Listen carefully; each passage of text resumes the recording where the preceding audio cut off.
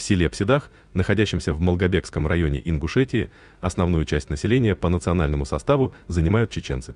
Стоит заметить, что название Псидах этимологизируется с адыгского языка как «красивая вода», поскольку это село с начала XVIII века входило в состав Малой Кабарды.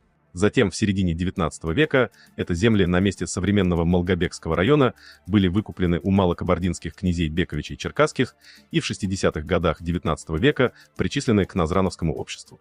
На этой видеозаписи, отснятой в 90-х годах прошлого столетия, можно услышать резкие, несостоятельные и провокационные выпады в адрес ингушей от жителя села Псидах чеченской национальности, в которой он в грубой форме неправомерно обвиняет ингушей в якобы их притязаниях на село Псидах.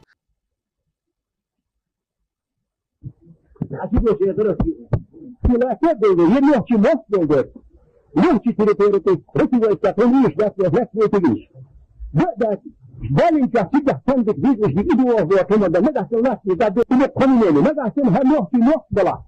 Повора деобиса, повора да кудяхан, куда мельдахан кудебиса, и да, и гава бахбиза, перегон районе, тугана, чубаха бахси, рада кудва хочин, данта дакл зирин ду шейна, нахна, умахкele, ишти тушеди, хавиш бахбиз, вай дохмет маят, вай нохти сюда, хар вай нохти мою мангибет, хаяхмет мэ. Касаемо данного населенного пункта, имеются достоверные сведения о том, как ингуши защищали Псидах от армии белогвардейцев во время гражданской войны.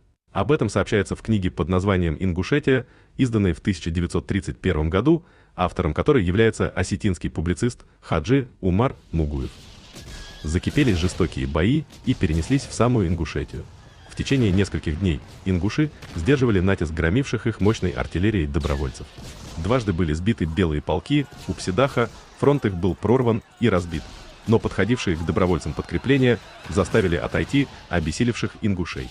Бои перенеслись по районам, и везде одинаково отчаянно бились ингуши.